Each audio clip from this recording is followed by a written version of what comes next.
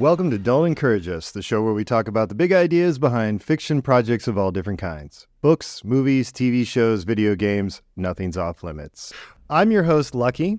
I'm here with my co-host, Dusty, and reoccurring special guest, Ned Niederlander, a.k.a. actor extraordinaire, Matt Bachman. Welcome. Look up here, look up here, look up here, look up here. You two, look up here. Today we're discussing the dueling films, 1989's Swayze classic Roadhouse and the 2024 Amazon sequel Roadhouse 2 Electric Boogaloo.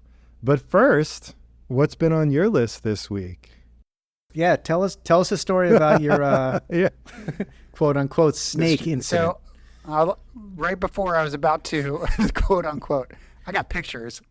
I'll post it. So I was just finishing Roadhouse Original, and I was coming up to get my microphone set up, and there's this gigantic black snake on my computer, on my desk. What is happening? We're just commenting on... Am I too close to the mic? Is that the issue? Just a little smidge. Okay. Well, I can't. It sounds perfectly clear in my headphones. I can't tell. Looks great too. Is this better? You can see them. If you see the meter, can you see the meter by your picture? Like when I do this, do you see the meter by my picture? It goes into the red.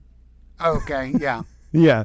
You're yellow, but there you go. But I don't. You're pushing into red. Actually, on my screen, it doesn't show for me. It shows for YouTube, but not for me. Then we apologize for laughing. So I have some excuse. You can start. Sorry. Start over. You were talking about all this. The big giant black snake. But first, what's been on your list this week? Well, I have a great story. You guys want to hear it? Let's hear it. I was coming upstairs after watching original Roadhouse #1, getting my microphone set up, and there's this gigantic black snake all over my computer, and it was just waving hello, and I was freaking out, and I'm yelling for my wife. My wife is not here. She's out walking our dog. I'm trying to call her frantically. I don't know what to do. We're on a 3rd level townhouse. I don't know how it got up here. We have no holes, no windows open, nothing. I don't know how it got in. So we got some kitchen tongs, and we just threw it out the window. And now it's hopefully living its great life out in the outdoors and not in my house. So quick question. Yeah. Do you have a pet hamster, and have you checked on him lately? I don't get that reference. I apologize. I don't know what that means. Do you have any pets? We have one other dog. Than your dog? We have Ravioli, the dog. So no rodent pets. No rodent pets. Not that I know more. Okay. Any parrots? No parrots. Any birds? Nothing. Okay. That's good. Yeah, that's crazy. What part of the Amazon do you live in? You live Kingstown. near the Amazon warehouse, right? I do live, actually, that's true. I do live next to an Amazon warehouse, yes.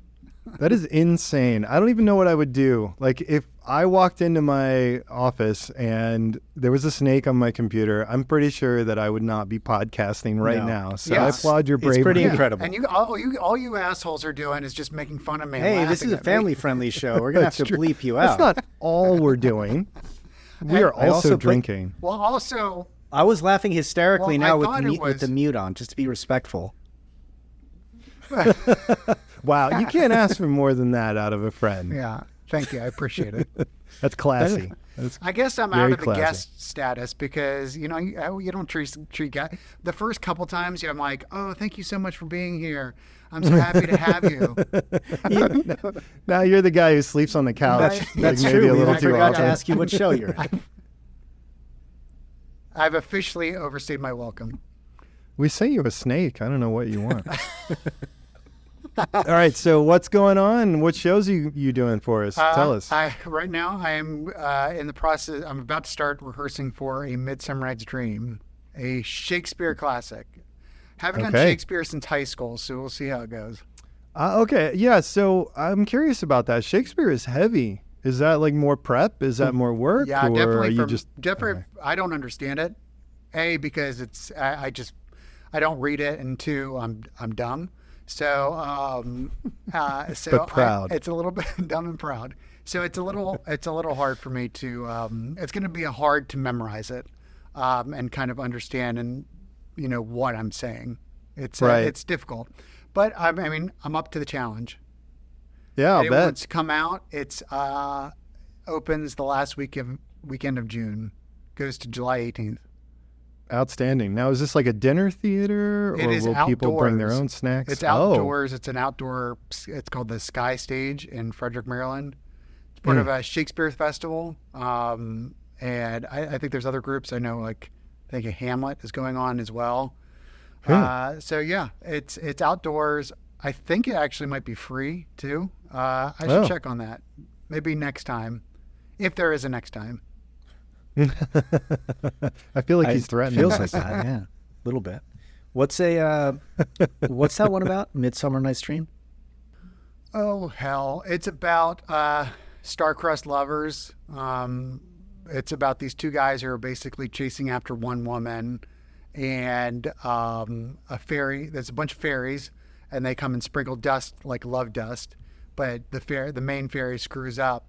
And they fall in love with different people that they're supposed to, and mayhem ensues. And you're playing? I'm playing one of the lovers, one of the, and there's also an acting troupe that's kind of in there for comedic relief. I'm part of that acting troupe, so I'm playing 2 parts. The great Sam Rockwell played him, and Christian Bale played my parts in the movies. So, oh wow, so excited, big shoes to I thought fill. you were going to say Sam Rockwell was in it with you. He was like, he's playing the other. I don't know. Oh man, one of these days. I wish. One of these days. Actually, this is random, but I had this conversation with my wife a couple days ago about actors that you don't care what movie they're in. Actors or actresses, you don't care what movie they're in, but you'll go see it anyway, or want to see them. And Sam Rockwell is one of those actors that I'll watch him in anything. I was wondering, do you guys have any actors or actresses that you don't care what they're in, you'll see it anyway? Gary Oldman, I think. Someone like that. Yeah. Yeah, that just off the top of my head. Who else be like that? Like Steve Buscemi is one of those actors. It's kind of like great and everything. So they like those actors kind of like automatically, like if they were in Roadhouse, it would be a better movie, essentially. Yeah, that's a good way to put it, I think. Maybe not Steve Buscemi so much, but maybe like Gary Oldman. I just think he's incredible that he can. Or Daniel Day-Lewis is another actor. Maybe he's like the big one. Oh yeah, well Daniel Day-Lewis, he's excellent, and he's also very choosy with his movies. So it's kind of like, he's going to choose a good movie. Did he retire? Yeah, he retired. It's funny. You asked a couple times, Matt, about what actors we would cast. Yeah. And I draw a blank, and I realized that I don't think of film or TV in that way. So your question now, I drew another blank. I was like, should I go for an actor that I think is attractive? Like, there's tons of actors I think are great, but when they put out new projects, I read the premise, and if the premise doesn't interest me, I don't just care. Got into it. Yeah, isn't that weird? I mean, that's actually kind of like, I feel like because they always say there's been like a lot of think pieces out there that movie stars don't really exist anymore. Like Tom Cruise is one of the last ones where you'll probably go see a Tom Cruise movie, as opposed to you'll want to see the movies and the characters more. Like before in the 90s, you'd had the Will Smiths, you had Tom Cruise still, the Jim Carreys too, the Robin Williams. You definitely would go see those movies just because of the actors. But nowadays, yeah, you're right. I think a lot of people are thinking like you. They don't go for the actors; they go for the movies. Yeah, interesting. I wonder though, like Zendaya and Timothée Chalamet and some of these other actors that are really popular now. Yeah. I wonder if they'll be able to build that. Yeah, I don't know. Do you think that's on the horizon? They're I think they're like the closest ones to do that out of the new crop of actors that are out there. All right. Yeah, so I was thinking about Ella Purnell as potentially an actress that people might get behind. She's From very Fallout? talented. Mm-hmm. Yeah, and also Yellow Jackets as well. Yeah. I'm told. Yeah. So she might be someone who I'd be tempted, at least at this point, to go see something she was in or to watch it if it was streaming, just out of curiosity. because she had so much, and like sweet intensity in Fallout. Like there was she managed to like sexualize it in a very classy kind of fun way. Totally, yeah. Yeah, she's very talented. So I'd be curious if that holds true in a different role or not, because there are a lot of shows like, do you remember the Battlestar Galactica remake that they did? Like, Battlestar Galactica. Yes. Of course I do. No, I don't. I'm sorry. Wow, being geek shamed by a total nerd. That's great. Watch out for that snake behind you, buddy. But yeah, so those actors, I thought at the time were really amazing, like Jamie Barber and some of those actors. And then I saw them in other stuff. And I was like, wow, not amazing. Like Jamie Barber was in one of the Pulse sequels. I think Pulse, the third sequel to the American version, and he was not amazing. Yes, there's some actors out there who are like, it's like they're made for their character, and that's about it, unfortunately. Is that the directing, or is it the fit with the role? Like the casting people were like, yeah, you're just already that person. So I would say, yeah, like John Heder. Who plays Napoleon Dynamite. Yes, like great he's example. Excellent in that kind of part, but I don't know. I've never seen him play just kind of like a straight character, like a leading man type. But he was perfect, spot on for Napoleon Dynamite. Yeah, incredible. So he's just that weird, is your point? I don't know. I've never met him. I hope to someday. He already liked Ligers, so they were like, "You're hired." There's certain actors that are just like good on one series. Just right over here near the apartment, I saw Emmy Rossum. She's on that Showtime show. And I was just thinking to myself, like, Shameless, right? But I was thinking, like, have I seen her in anything else, or like besides that show? Or I don't think so, right? Like certain actors are just like very much like around that specific show, but I know they get like buzz around a show, and then you think they're going to be in other stuff or be like a big star, and then it just kind of fizzles out. I think that happens a lot. Yeah, they're kind of like one-hit wonders. Yeah, I think that does happen a good bit. Yeah, there was that one action star, or they were trying to make him an action star. I think it was that guy from Friday Night Lights. He did that. What is that movie Taylor called? Kitsch? Yeah, that guy. He did John Carter. That's right, John Carter. He basically had 3 movies. They gave him 3 movies. Like I think it was John Carter, Battleship. Like the, and I think there was some other. They tried to. He was really Gambit. He was Gambit in Wolverine Origins. Sorry, go ahead. Yeah, well, they just gave me this big push for him to be this next big action star, big actor, and it just didn't hit. But he's actually made a good career just playing like supporting character parts now. I've seen him in quite a few things, but yeah. And same with the guy. Well, I think they're making a new push for him now too. Aaron Taylor Johnson. Yeah. Who's like rumored to be the next Bond. Yes. He's going to be Kraven the Hunter. He's going to be Kraven the Hunter. In that Sony Spider-Man Spum universe that they have going, sort of. Yeah. But it just got pushed back, actually. They were going to release it much earlier, and they shoved it back to the end of the year. Wouldn't you say that he's kind of gone over that hump now? Like, he's a big enough star now that it's not like these other stars that were kind of on the cusp. I read a while ago about Julia Roberts' brother, Eric Roberts, in like the 70s I think maybe it was the 80s or something. Like, he was supposed to be like the next huge superstar, like leading man. And then his career just like completely tanked, like right after, I don't know, whatever hit movie he had or semi-hit. But they were setting him up like Taylor Kitsch. And then it just like, I guess bomb after bomb just like took his career down. Yeah, you just get like a few chances in Hollywood and then you're done. Yeah, David Caruso, Eric Stoltz. Oh, yeah, that's a great one. Yeah, absolutely. Who do you think's made that big comeback besides, like, let's say, like a John Travolta with when he did that with Pulp Fiction? I remember that was like a really big deal. Like his career was pretty much dead in the water, and then it. Well, I think McConaughey had at one point. I think he was out for a while, and then he had that big comeback with his Oscar win and True Detective.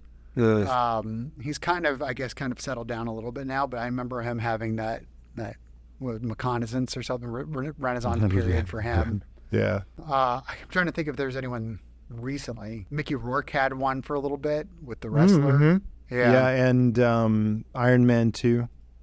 And Iron Man 2, exactly, yeah. I mean, Robert Downey Jr., he had a huge comeback too. He's stayed big. Mm-hmm. Right. Yeah, that one actually worked out. What do you think an actor has to do to make that comeback happen? Do you think it's more indie roles or like a big blockbuster and some indie roles, or just like all blockbusters to kind of stay? I think it's basically, no, I think it's definitely like I think Tarantino is one of those people, like you got to get cast in one of those, like a big project, like coming out of nowhere. I think it's a good agent. Yeah. I think it's a good agent. It's a little bit of luck. As soon as Hollywood smells money on your breath, you're in. And as long as that's the case, you're still in. And I know, and you got to have someone behind your back, because I remember there were stories about they didn't want Robert Downey Jr. to be Iron Man. It was like, no, he's not. He's too old. He's not big enough star, blah, blah, blah. But they really fought for it, and he got it. And that was, I think you got to have that creative force behind you that's willing to stick with you. And we'll see how that works out. Kind of like DiCaprio and Martin Scorsese now, right? Like they just always work together. Yeah. Well, I think DiCaprio, I don't think he's ever going to go down. I think he is one of those actors who just like, he works with the best people, and he's like kind of earned that clout. I guess he's one of those actors too that I think people will go see a Leonardo DiCaprio movie. Mainly because he's good, but also it's because it's going to be a good movie. He's going to be working with a Tarantino or Scorsese, or like, and I feel like De Niro is interesting because it's like he does one really good movie and then 10 really bad ones, and then another good one. So he's never like out of the limelight, but he just kind of like is just there, and then hits with a big movie role, like he did with his last Scorsese movie. Do you think it's just because he's so much of a legend at this point and so well respected that even if he does a bunch of maybe like almost straight to video type movies, that he's always going to be cast because of his reputation? And it's probably his network too is probably impeccable, right? Like he just knows everybody. Yeah. I mean, you win Oscars like that, and you like, I don't actually know if De Niro's ever been like a box office draw. But he's known as one of the best actors, like him and Meryl Streep too. Like, I don't know if their movies, I don't think don't always break the bank, but they'll always work, and they'll always be critically acclaimed. Who do you think is the most underrated actor or actress? Well, I used to think Sam Rockwell. I don't think so anymore. I think he's kind of gotten his. I used to also think Colin Farrell, but I think he's also. I think people are starting to recognize his talent as well. But that's a good question right now. Do you have anyone in mind? I don't know, I was always thinking Matt Bachman. Matt Bachman's one of the most underrated actors for sure. Most underrated, exactly. That snake story was a lie. Acting. Oh my God. Thank you. And scene. I used to think Brad Pitt was like that. Was underrated. Even though he was in a lot of really big roles, I always thought that people just thought like, it was just, he wasn't that great of an actor. He was just like a good spread. He was charismatic and pretty boy, handsome. Yeah, I know. That's what I thought actually for a long time about him. You know what movie turned that around for me? 12 Monkeys. 12 Monkeys. Yeah, I knew you were going to say that. That was the one where I was like, oh man, this guy can act. I got to stop hating on him. Yeah. Was that before? I don't know if that was before 7, because that's when I think it was really before started 7. Okay. Yeah. Did you watch the Holdovers? Yes. I did not. Love the Holdovers. That I didn't realize that kid in that movie had like no acting experience really. No, that was his first movie role. He was discovered doing a high school play, and I'm like, I can't. It's just one of those stories. It's just unbelievable. Yeah. Did you hear about this, Jason? Yeah, we talked about it when we did the Oscars episode, so I think I heard about it there. Yeah. Yeah, I guess I didn't remember that. That was Matt's turning point where he decided to do more high school productions. Exactly. That's what I got to do. I think my headphones went out for that segment. You fell asleep, if I recall. Yeah. All right, so moving on. What else has been on your list this week? Anybody got anything? Well, I have. What do you got? Okay, he asks questions, but then just continues on. No, go ahead. Sorry, there's a delay. Please. Well, I got something. What's nothing? It's not important. Mind, Steve? Anyway, that's true. We know that, but go ahead anyway. I just finished that Argyle novel that I had started. Oh, how was that? Kind of mediocre, I gotta say. It wasn't that great. It started out pretty strong and then just kind of fell apart. So now I'm not really that excited about seeing based the off, movie. or is this the movie? The movie was based off of? I didn't know there was a book. Yeah. I'm assuming the book came first. Book came first, yeah, because the movie was based on it. So yeah, I mean, I saw the movie. What did you think of the movie? Have you seen the movie? No, not yet. Oh, well, that was also mediocre, in my opinion. All right, so that settles There it. we go. I was like, maybe I should watch the movie or read the book, and the answer is do not. All right. Good to know. This podcast saves time. This is a We warning. waste a lot of time. We waste but a we lot of save time. time. Yeah, We do. So that's minus 2 hours and additional minus however many hours it takes to read the book. You're welcome. So it sounds like maybe you did too, Matt. I finished the Fallout streaming series on Amazon. Is that correct? Yes, Okay. What'd you think? loved it. Me I've never too. I've never played the game, so I didn't really know anything about it. But it was it hooked me. I watched. I don't really binge anything, but I binged that show. It was great. Wow, good. Yeah, so I was surprised. I played some of one of the Fallout games. The story for the streaming series is original, and it happens during the plot or the timeline for the Fallout games. So it's sort of mixed in, which is really cool. But what really grabbed me about the series is you really don't need to know anything about the game, and every episode is good. Yeah, There were no episodes. Usually there's one episode where you're like, oh, they were trying to build up and somebody had to get from A to B, or they were trying to establish something with the character, or it was right before sort of the second act turn if it, 3 acts are extended over 10 episodes. Not the case. Every single episode had fun twists, great dialogue. It was self-contained in some ways. Like there was a good story arc in each one. Like I really enjoyed it, and I've been recommending it to people. It's the first, I think, real streaming hit for me this year. Oh yeah, nice. Yeah, I would. I mean, it's definitely a hit. I would definitely agree with that. Since I didn't play the game, so did they have the whole backstory in the game with the ghoul? I don't know. So the games cover different pieces of what they wove together. Ah, okay. So some of it's like more about the vault people, and then there's some that's more about like the knights with the armor. Gotcha. And some of it's more about like they kind of mixed the different elements. I didn't play the one that had ghouls in it, or I didn't play far enough to get into that. So Gotcha. I think part of the fun was I was surprised by the lore, which is like really rich and deep and well thought out, especially with the twists at the end about some of the earlier stuff you encounter and you find out where that comes from. Right. So I don't know if that's in the game. I don't know what's in the games, all the games, and what isn't, but I kind of don't care because it was super fun to watch it this way with just only a vague understanding of that universe. Yeah, totally. You do not need to. I mean, I'm living proof of that. I knew nothing about the game, and I really enjoyed it. And you made a great point that there was no like lag time in the series. Yeah. It was perfectly Crazy. edited.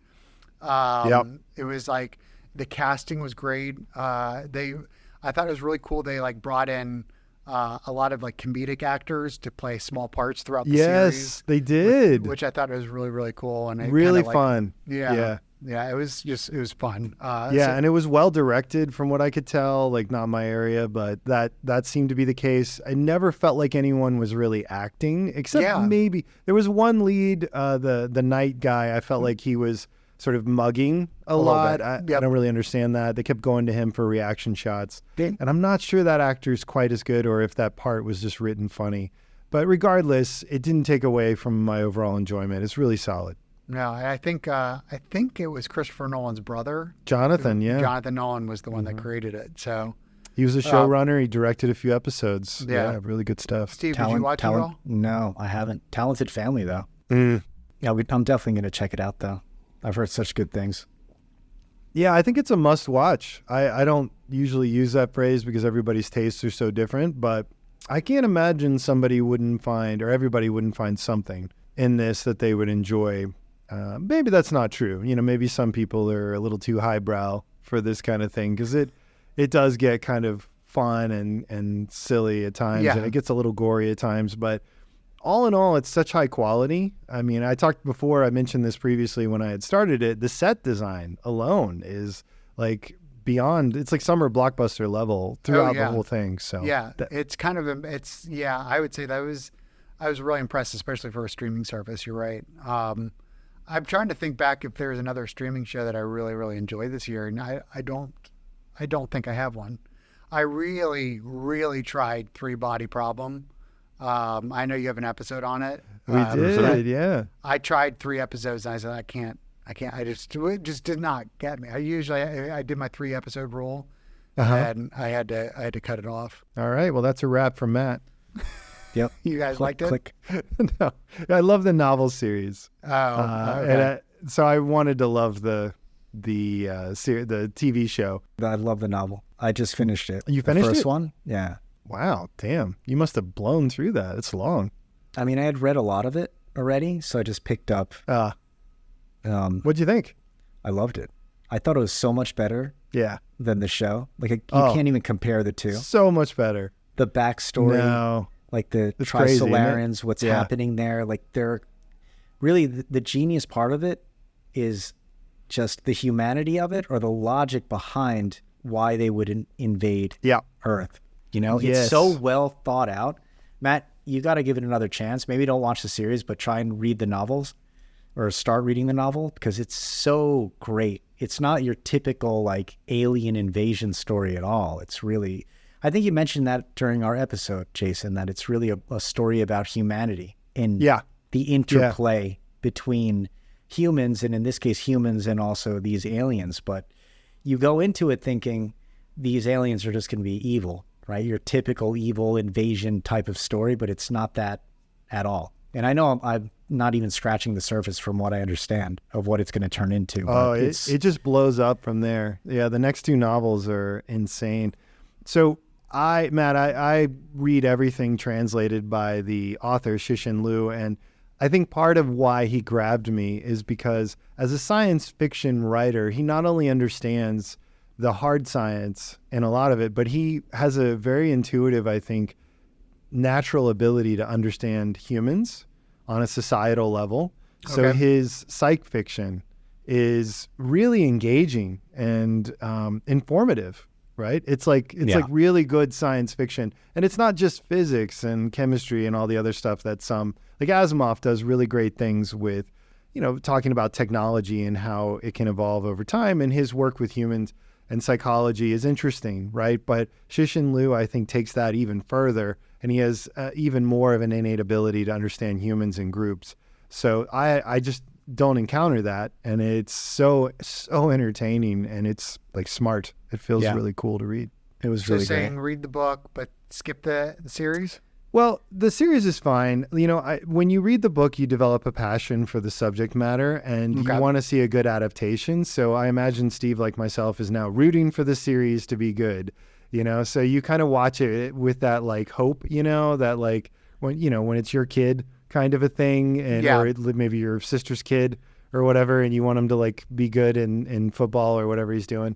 So I mean, you'll probably get through, if you read the book and you like it, you'll probably get through the streaming series and be like, yeah, okay, sure. Okay. But I totally get what you mean. There is, unlike Fallout, there are a lot of lulls. There's some non sequiturs. There's issues. It's fine, right? But it's a difficult novel to adapt. So I mean, it seems that way. I watched. I know you guys didn't watch it, or read the book. But there's a book, a series called One Day. It's a romance. I read it during my hopeless and romantic era in my life. Netflix series, right? Yeah, it's a Netflix series. I really liked it. Oh, you watched it too? Yeah, I thought it was great. Oh, okay. Yeah. Oh, good. Okay, good. I'm not alone. Fine. I'm gonna go get a sandwich real quick. Go ahead. I would say that was the only other series I really enjoyed this year. New series, and that's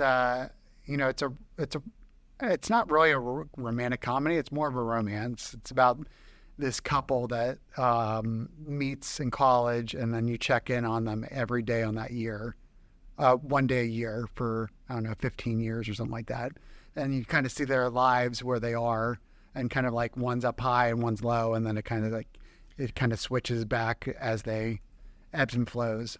So really well acted. Very good book. Very well acted. Yeah, I was pretty impressed. I wasn't expecting much. Yeah, I mean, I love the book so much, and I liked them. There was a movie in like 2011 or something like that with Anne Hathaway, which was okay. So I was kind of hesitant to watch the series, but everyone was telling me the series was good. So I did watch it, and what I really liked, and I wish most dramas would, or some dramas would do this, is make the episode 30 minutes long as opposed to an hour plus. Because like it's a little bit daunting to sit down and watch an hour-long show if you don't have the time for it. But like 30 minutes, like you can pop through them. Mm-hmm. And the one-day series was like between 20. It was like sitcom length, but it was not a sitcom. It was a drama. So I kind of wish like The Bear on Hulu does that too. I wish more dramas would tighten it up a little bit. Question. Yep. Why not pause it? Come back later? Well, that's a good question. If it was 2 hours, then yeah, I could just pause it and come back. But I feel like it's like I think I want to watch it all the way through. But you're right. I could pause it. I mean, I did that with Fallout a couple times because it was a little long. Some of the episodes were a little long. I did that. But I kind of want to watch. Like I like watching a full episode in one sitting. Get that whole experience. Yeah. So it's like you don't ever buy the family-size bag of Doritos. I mean, because that would be a problem for you. You Well, can't roll up the bag and clip it for later. You got to get through to the end. Did you see The Gentleman, by the way? No, I got to watch. It's on my list. It's really good. We recommended it last time. Loved the movie. Is it like the movie? It's like the movie, yeah. But I don't really remember too much about the movie. I watched it a while ago. Yeah. What about Ripley? Have you seen any of that? I started watching it, but this is a really stupid thing to say, but I'm going to say it. The fact that it's in black and white just really turned me off to watching it. Really? Yeah. But I heard it's amazing. So I might have to check it out. Well, I mean, I understand that. I can understand that, but why does that affect you, the black and white? I don't know. I think I just have to be in the right mood for it. Like we watched Notorious, and when I watched that, I was in the mood for it, so it didn't bother me at all. I've watched like movies in black and white before, or like I can think of like Schindler's List, which is in black and white, and I loved it. But I don't know, like lately I haven't been in that mood for it. I don't know what it is. I don't know how to explain it, but it almost makes me feel like a sense of like claustrophobia when I'm watching a black and white movie. I can't really explain the feeling. As an existential crisis. I'm just being honest, you know? You don't see many series in black and white, at least nowadays. And I'm kind of curious why they chose to do it black and white. If it was like what the artistic merit of doing it that way. Yeah, I don't know. Like, could you see why they did it that way? Or I didn't watch that much of it. They wanted to be artistic. Yeah. Yeah, I don't know. Probably find out. It's probably a significant reason. It was cheaper, maybe. Or they screwed up the color. They blew out the color, and they're just like, oh, let's switch to black and white. Do it that way. Yeah, that's right. All right. Well, before we get to the main event, I wanted to shout out a couple good bands that I've been listening to lately. There's a band called Bring Me the Horizon. Have you guys heard about this band? I have. It's Never a British band. Okay. Oh, you have? I saw some nods over there. All right. I've heard of them, but I haven't listened to them. Okay. Yeah. So they have a really awesome song out. I'm going to put a link to it in the show notes so you guys can look forward to that. Kool-Aid. Highly recommend. Very cool. It's kind of like heavy metal, and they would hate this if they heard me say it, but it's like Blink 182 if they were heavy metal. So kind of maybe like an alternative metal band. They've been around for about 15 years, and it seems like they've been perfecting their sound. So their latest release, I think it's from January 2024 this year, and really great song. There's a couple other good songs there. If you like that, you might check out Beartooth. That's another relatively recent band, and it's a little bit softer, like more rock, more alternative stuff, but very good, kind of like an angry Linkin Park maybe.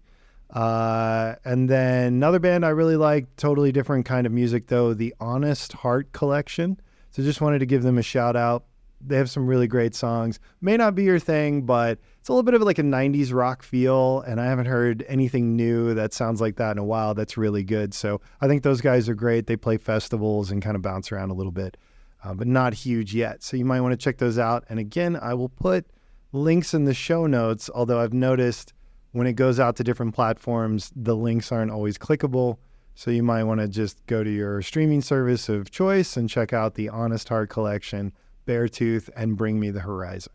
Do you guys have any new bands you've been listening? Oh, Matt, you want to say something? I was just going to question, how did you come across these bands? So I recently switched from Apple Music to YouTube Music. And I got to say, the sound quality on YouTube Music is infinitely better. Now, I know not everybody can hear the difference, but for me, going from Spotify to Apple to YouTube, the sound quality has just jumped dramatically. I haven't changed any hardware, using the same devices to listen to it, but YouTube Music, for whatever reason, the sound quality is like, it feels like the full range, whereas Apple and Spotify at the highest settings they had at the most expensive subscriptions sounded kind of muted and a little bit like muffled to me.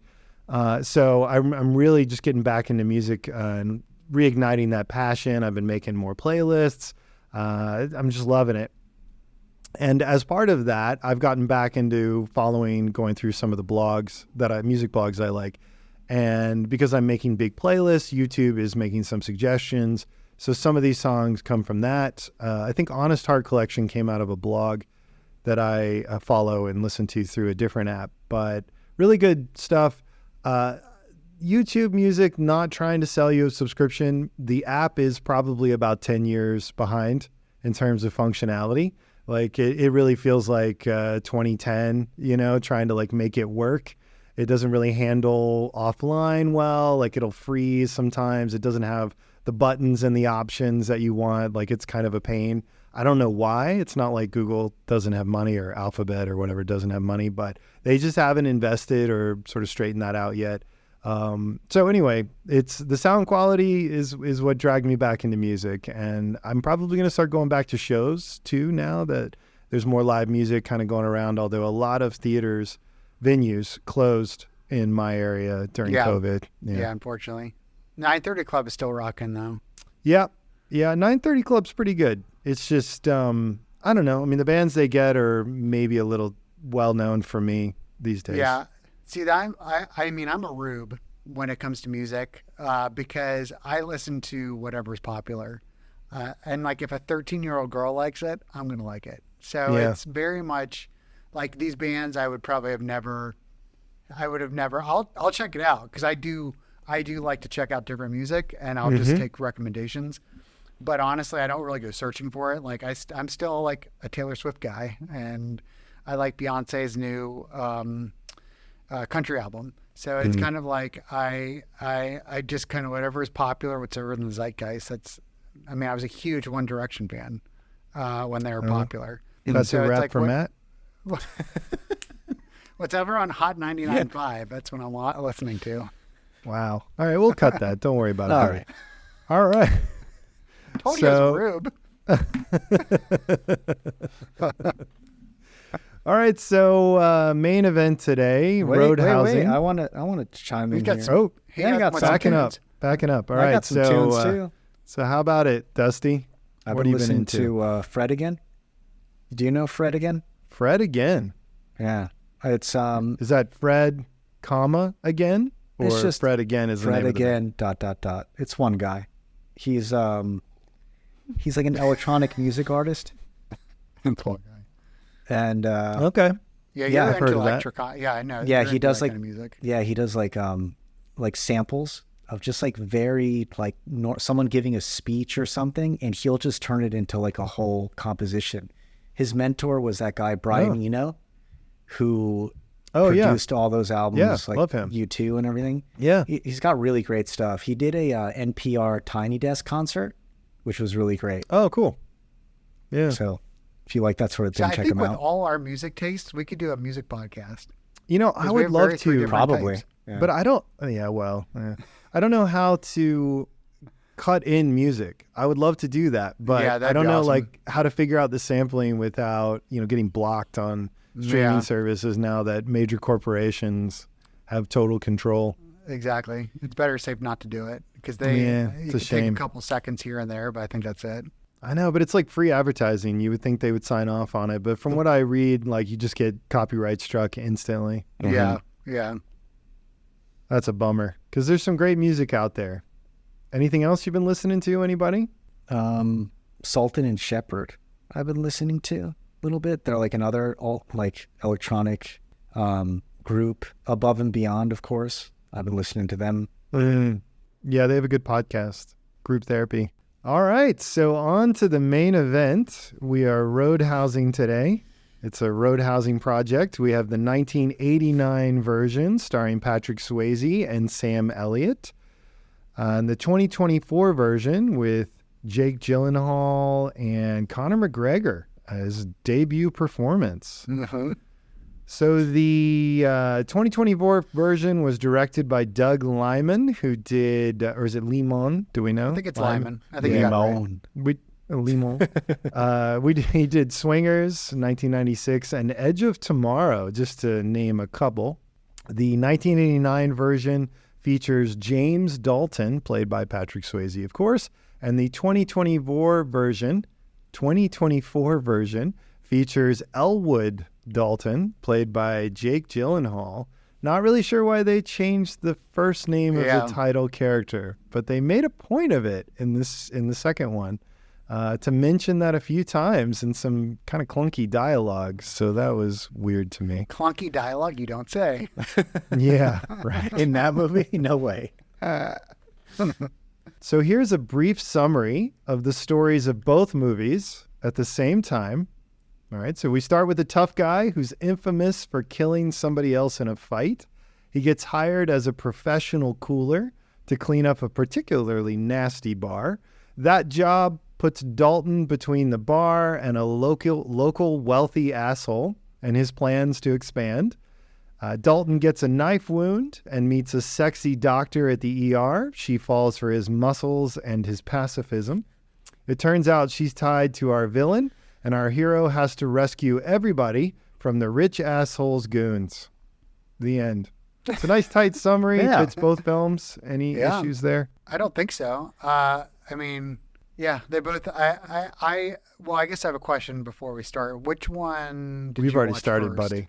Well, before we start, we can't go back. I real can't stop it discussion. now and restart. It's going to screw everything up. You're hilarious.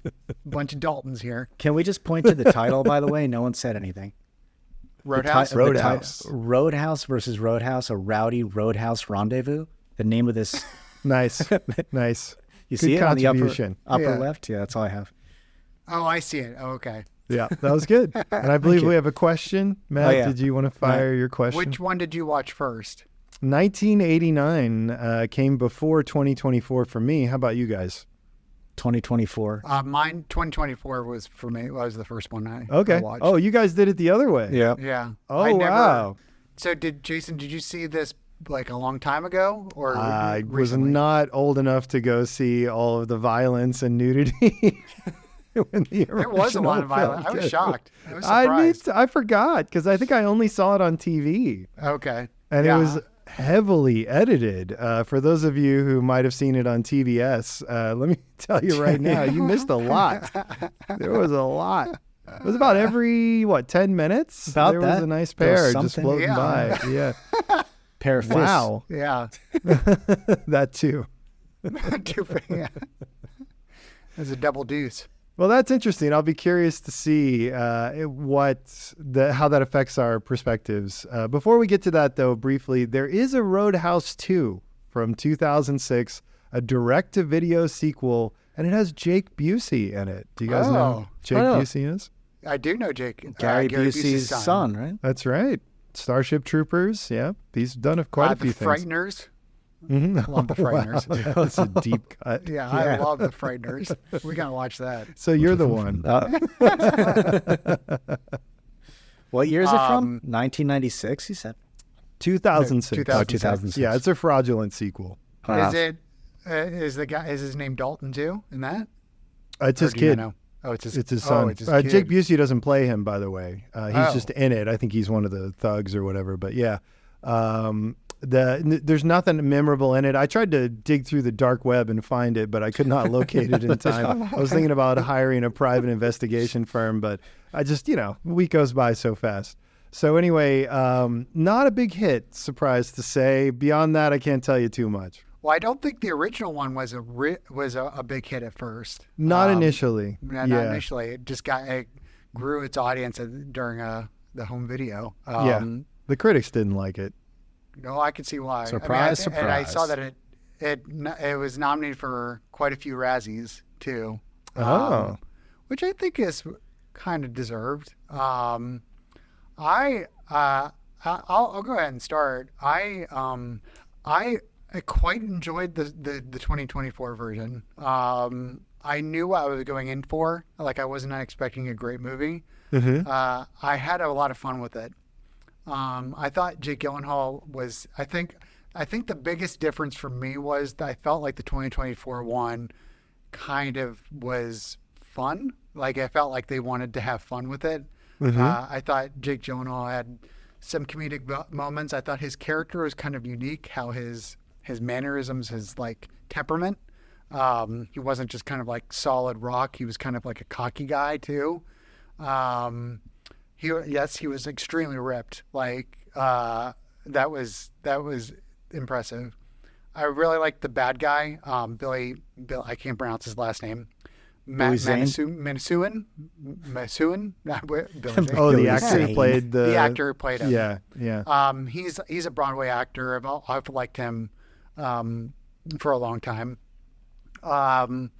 And I will say Conor McGregor was horrendous. I thought he was doing a bad Irish accent, and I know he has an Irish accent. Like, his accent was so bad for some reason.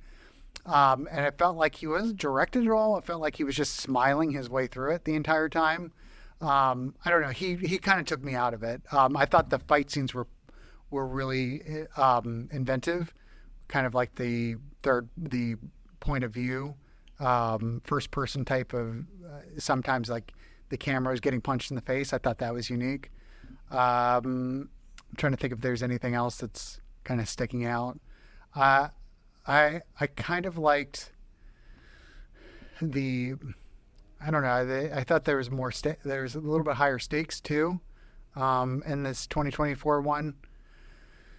And I didn't fall asleep, which I did, unfortunately, during the 1989 one. I missed kind of a big chunk of the 1989 version because I fell asleep, but I didn't have time to go back and watch it. But this is amazing, so right? That's my quick review of the 2024.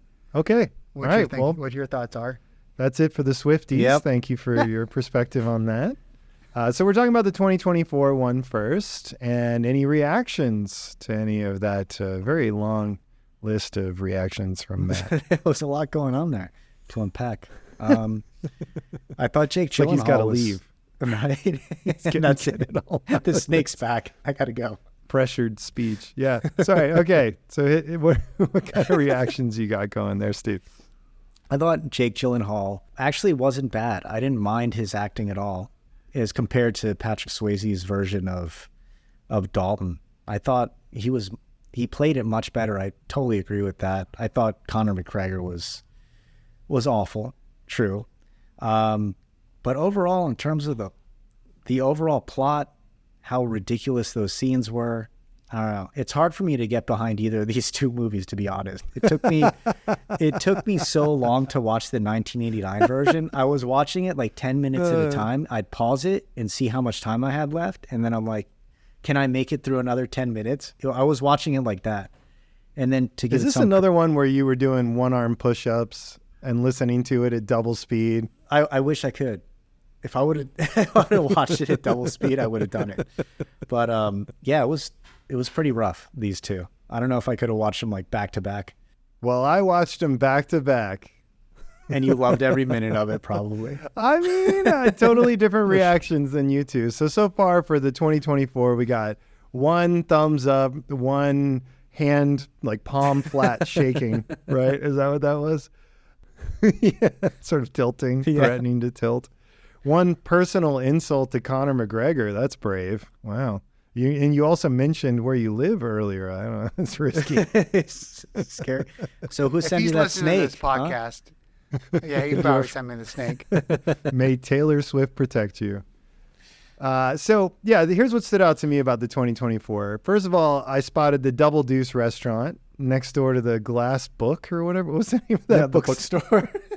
The Glass Book. What was that about? The naming of places. What's the name of the bar? The Roadhouse. It was like a random name generator. Sense of humor. And That was the Glass Book. Like what? It's literally transparent. How do you have words on there? Anyway, so I spotted the Double Deuce restaurant right away. That got me excited because it reminded me of the classic 1989 film, which I had not rewatched for a long time, so I was excited about that. The Glass Key stood out to me, not a real place. Any thoughts on why they made up a Florida key for this film?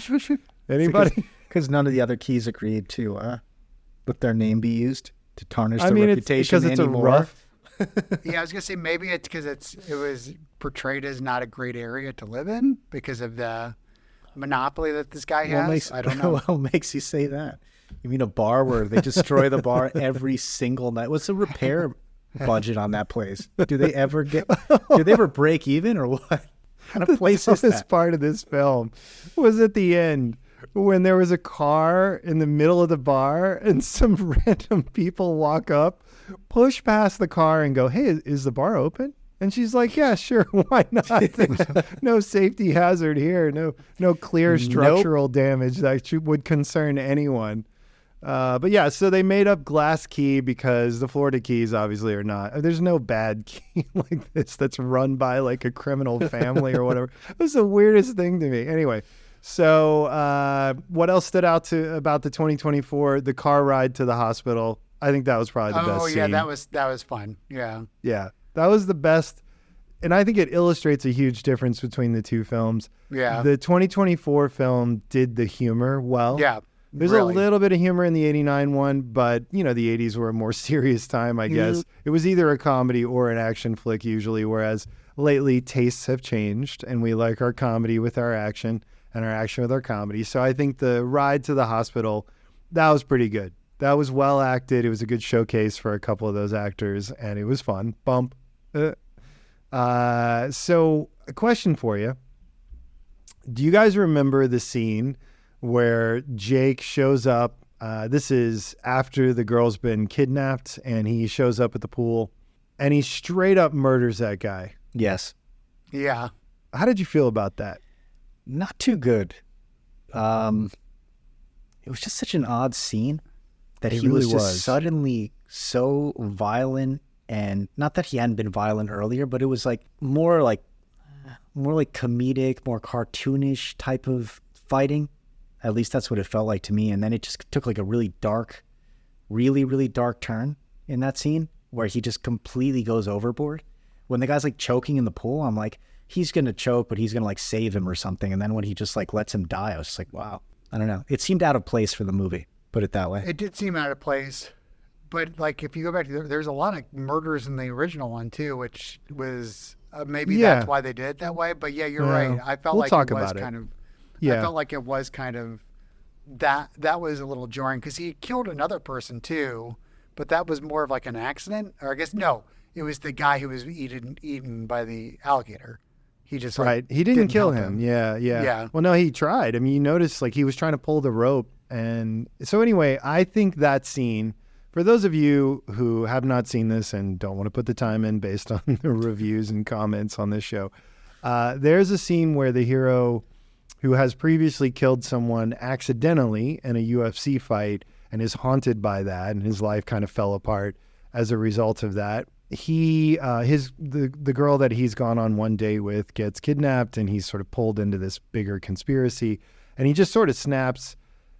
He doesn't visibly snap, but he just gets real intense. He goes to the hangout for the bad guys. The bad guy who I guess is responsible for sending the bookstore owner and his daughter to the ER, which, by the way, they're fine, and that's weird, but we'll talk about that in a minute. So that guy is just there. He's standing by a pool, And Jake just punches him right in the throat, collapses his trachea. The guy can't breathe. He pushes him or he falls into the pool, and he lets him die. And my problem with this is I think that breaks the character. So the 1989 one we'll talk about in a minute, and there's a character arc there that, it's, if anything, it's too pronounced, but it's there and it works. This character is haunted by accidentally murdering someone, and based on what we're told, that's it. He hasn't killed anyone else. He's not a killer. When he murders this guy and doesn't care or react to it, it stops any kind of character development. There's no arc there. Now, maybe I missed it and there's some other flaw or problem that he's overcoming, but I think at that point, that's it. And if you look at where the film ends, he really doesn't have an arc. He doesn't grow. He doesn't develop. And I think that moment is what breaks the character. And I think that's a real problem with the film. I'm disappointed in the director for not realizing that. I think he was focused on gimmicks and tone and things like that, the editing.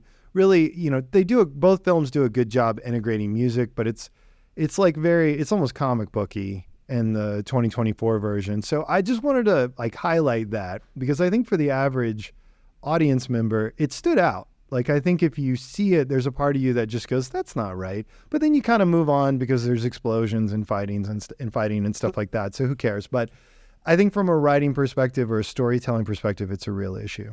I was going to say, I 100% agree with you. Yeah, I really didn't put that much, for me, you're right. I kind of just got sidetracked for the rest of it because I was like, oh, big fight scenes, big water scenes there. But yeah, you're right. It seemed really out of place, especially since that's his whole character is how this death where he could have prevented, that's also a thing, during the fight, he could have stopped when he didn't. He knew he could have stopped. It wasn't just rage. He just kept on doing it. So yeah, you're right. That's a good point. Kind of felt like there was a start of a villain arc, from that point on, he was changed and was now going to become some kind of super villain, I know that wasn't going to happen, but that's what it felt like. That's how jarring it was. Yeah. Well, you're right. He has a rage problem. So his arc should be to not act from rage, to pull himself back in a moment when he's being overwhelmed by anger and presumably be a good guy. But they really didn't put that together in this film. And it's fine. It's okay if you don't care about that. I'm not going to say you can't like this film if you don't like that. I just want to point out that the bones are wrong. Yeah. It just isn't laid out in a way that would make this good. And maybe that's why it went directly to streaming. Maybe the powers that be watched the film and said, yeah, this isn't working, so maybe we'll do it this way. Or they read the script and thought it just isn't working. Or Amazon's just got a ton of money and who cares? But anyway. They had Fallout coming in behind it. But I think there are a lot of holes in it, to be honest with you, because there was I'm kind of a forgiving audience member when it comes to plot holes. I'm more just happy to be entertained, and that's what I thought. I was entertained by this movie, but that doesn't. He had no experience becoming a bouncer. He was just a fighter. Someone brings him in to be a bouncer. But then once he got to the Roadhouse, he knew exactly how to be a bouncer, how to be a cooler. How do you... And you're supposed to teach that. And I didn't understand that, I guess, that plot point as well. You mean how he suddenly became an experienced bouncer right? But he didn't have any experience. He was suddenly the most experienced bouncer there, but he's never done it before, just because he was a fighter. And his whole job is to de-escalate fights. At least that's what I presumed, yeah. The 1989 movie did a much better job of that, of showing that Thank restraint. you. Yes. Where he could have gotten into so many more fights and gone completely overboard and killed so many people during all those fights, but he knew when to say when. And that's kind of... to give it credit, that's what made him kind of an interesting character. Even though I didn't like the movie and I had a hard time watching it, that part of it, I thought they did a good job of for an action movie that's kind of mindless, and you understood it. Yeah. So when he does end up killing someone, it feels like it's out of complete necessity, because it was. That's so it's true. not like jarring, like, oh my God, he wanted this guy dead. He didn't. The guy just like pushed him to the point where it was, his life was on the line. So, right. Which is very different than this scene that we're discussing, which, there was no real threat to him. Interesting. So next question, why give Elwood a different name? Why not use the same first name? Because it's not really, as jokes aside, supposed to be a sequel. It's a remake or a reimagining, if you want to be artistic about it. Why change the character's first name? Do you guys have any theories on that? I mean, maybe it's out of respect for Patrick Swayze, because it was an iconic character for him, and since he's no longer with us, they wanted to change the name. It's like retiring a jersey. Yeah. I'm glad we have an actor on the show. Yeah, I never would have thought of that. Yeah, that's what I would assume why. Okay, moving on. So did you guys notice that they set up a sequel really nicely for this one? So a couple things, there's a lot of ways, but I'll point out the two most obvious. Number one, there's a father character who is referenced repeatedly. He's in jail, and he would make a great big bad for a sequel, right? So for those of you who haven't seen it, the bad guy here is the son of a wealthy man. His dad's in jail. His dad actually calls from jail at one point, and the son is a little erratic and doesn't like his dad's pressure. So he tosses the phone, and we don't meet the dad. We don't even know why he's in jail. Presumably it's related to the crimes or the drugs or whatever it is that they're doing. So the son, spoiler alert, gets killed at the end when Conor McGregor and Jake are fighting. Conor actually kills him, but you can imagine in a sequel how the story would get out, or the dad who gets out of jail would come to believe that Jake's the one who killed his son. Yeah. So I feel like they set that up nicely, and Conor McGregor survives as well. My partner usually doesn't do this, so I'm sure the answer is no, but did you see the mid-credits scene with Conor McGregor? I did, yeah. And because you assumed that he was dead too. You did not. Okay. I did not. Head shake. I got out of it as quickly as I could.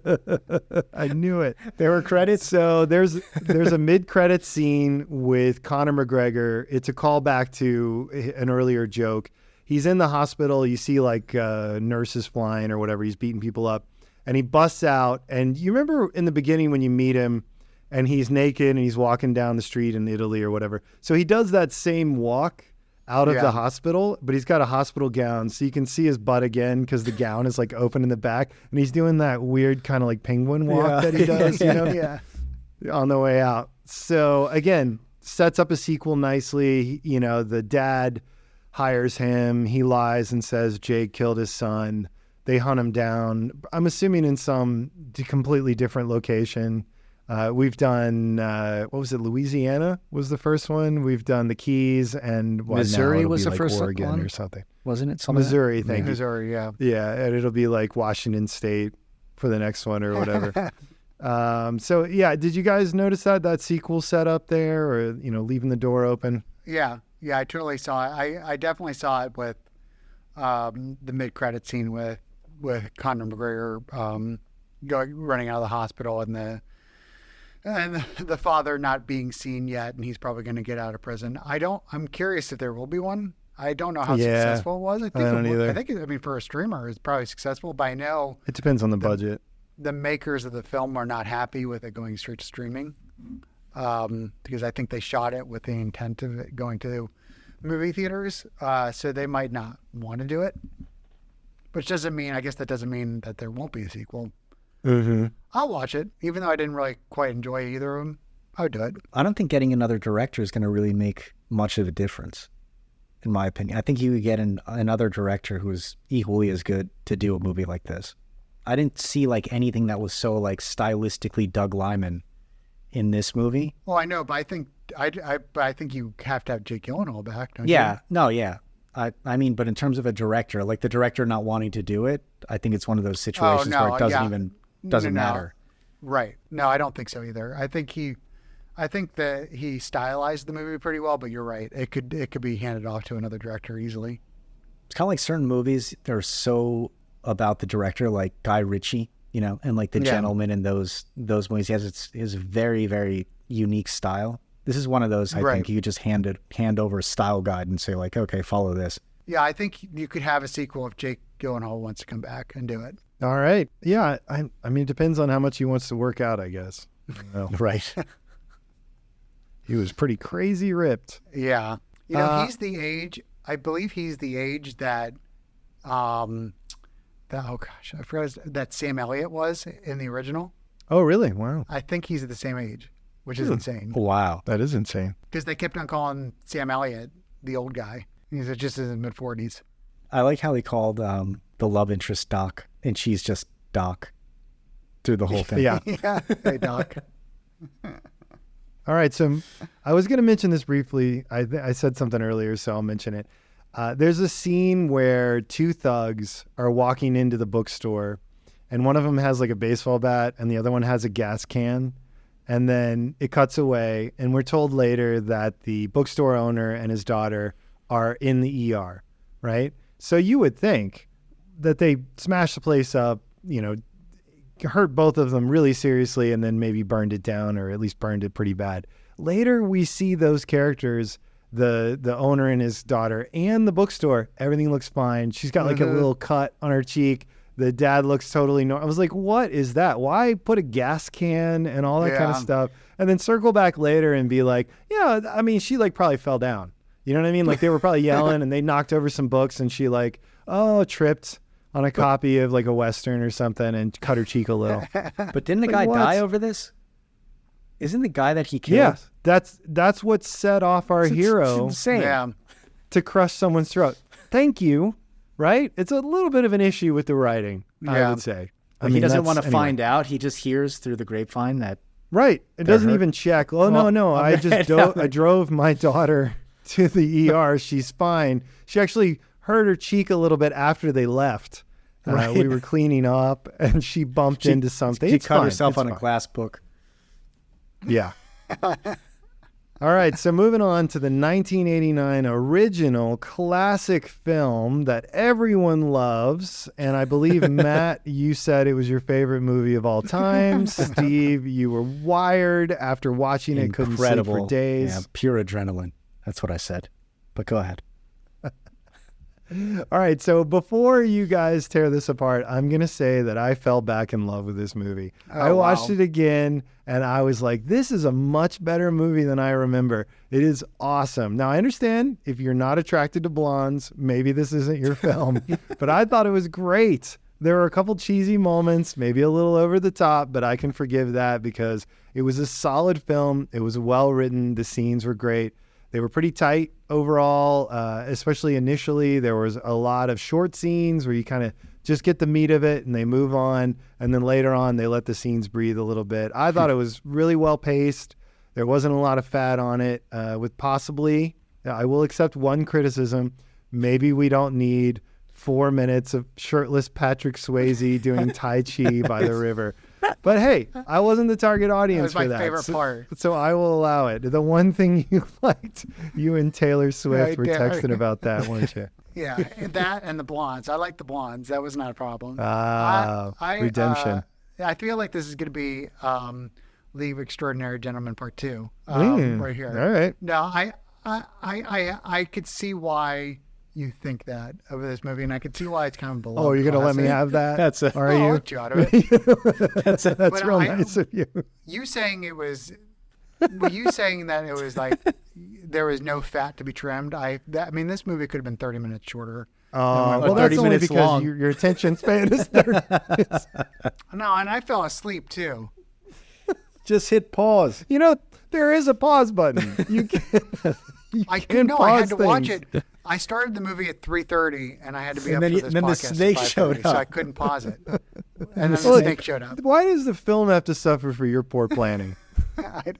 Because I was dreading watching this. So do you just like pass out while you're watching any movie? Like I'm tired, and you just like pass out, and you never hit pause. So it's just like gone. Oh. I don't fall asleep during good movies. All right. Well, this movies is that your keep my chance. attention. This is your chance. What is wrong with this film from your perspective? I mean, I don't think there's anything wrong with it, to be honest with you. It's just like, maybe it's Steve? just not for me. No.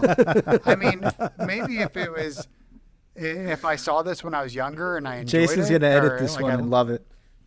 It's going to be Matt. I track. loved this movie.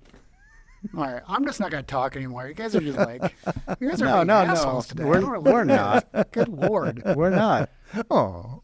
No, you guys go. Or Steve, you talk about it. I don't. All right, Steve. I talk too much. We'll go back to Matt. Matt, gather your thoughts, because I do want to hear what you didn't like, but feel free to take your time on that. Steve, what were your reactions here? Thumbs up, middling hand. You mean for the movie overall? I would give it a thumbs down, but then we're gonna go center. It would be normally because as I think about it a little bit more and I compare it to the new one, it does have its merits, and they did a lot of things a lot better. Like the whole idea where like they built his character in a way that was pretty well paced.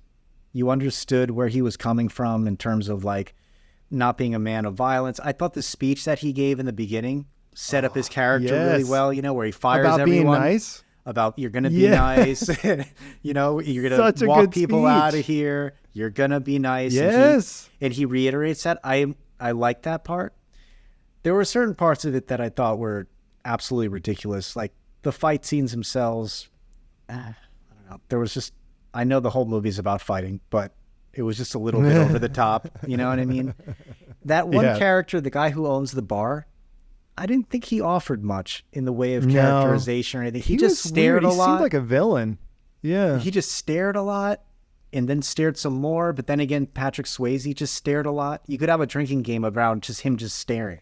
Yeah, he had villain energy. He was giving off some serious vibes. But even like Patrick Swayze, so much staring in the beginning, like that he's observing things, but you think there's going to be a massive payoff to him observing these bouncers and how they act. I would have really enjoyed more, even if they had like more like Karate Kid type scenes where he's training the bouncers. That would have been a nice touch, But there was too little of that and too much just like, bad guys breaking up the bar, just general fight scenes. I really like movies that have that progression. That's why I thought Karate Kid was such a classic. There's that progression of him like not knowing how to fight to at the end really being able to fight. And I think it would have been great to have a character who he kind of brought under his wing and really showed him the ropes. But then it would have been a different movie. I understand that. But I don't know. There's certain things about the script I would have changed just to make it a little more powerful. Also, the bad guy is just a bad guy to me. Like he just wants to expand or control everything. Or this is my town. They could have done a little better job kind of showing like... or a little more backstory or something a little bit more complicated as to why he's just going around town, destroying everything and like ruining everyone's life. Two-dimensional. Very two-dimensional character. And the goons were very two-dimensional, but I'll give them a pass. And he's such a great actor, the guy who played the villain. So it would have been great to see something about why he was doing what he was doing and what kind of revenge he wanted to take on the town.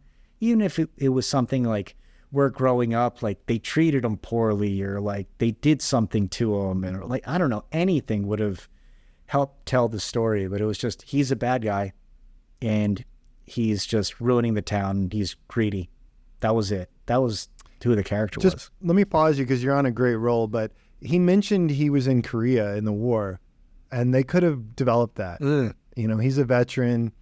He had some experiences there. You really could develop that character from that angle. But sorry, go ahead. But they really focused in on him and that guy, Red, right? Is that his name, Red? The guy who owns the hardware store? The auto parts store, yeah. It would have been great to know a little bit more about that extortion or what was happening there. But he seemed to be another cookie-cutter character that was being extorted by the bad guy of the town. That's a great point, yeah. There wasn't much there in the way of like, really understanding why he does what he does, just anything. I mean, in that scene where like the monster truck destroys all the cars at the car dealership, I'm like, awesome. Why that guy in particular just like has his whole life ruined and he's just like, whatever, I run this town. just made out to be an example. I don't know. There was a lot of that going on. That is a scene that was clearly added purely because monster trucks were huge back then. So I will give you that. That is fat. That could have been cut, although they needed a way to set up the ending with the town business owners. But yes, sorry, interrupted again. Keep going. Great role. I think overall, if they would have focused more on Patrick Swayze and kind of the mentoring part, and it would have given it a lot more focus in terms of like his whole arc. So I guess overall, if I was going to improve the movie, it would be the backstory or motivation for everyone in the movie that they focus in on. Let's use this in a sequel to the 2024 one, right? So that mentor-mentee element, they kind of touched on it a little bit when he was training those guys. And in a sequel, if we do one, I was thinking before we started recording that it'd be great to have a Sam Elliott character who kind of comes in and teaches him how to be a cooler or something. But you could also do the version where he's learning what a cooler is, and he's teaching these younger guys, the difference between fighting and being a cooler. So that could also work, almost making him the Sam Elliott type, but almost like a prequel kind of a deal in terms of how that story developed. So that would be cool. I love that. And then you give the villains a little bit more. But I think the villains were better in the 2024 one.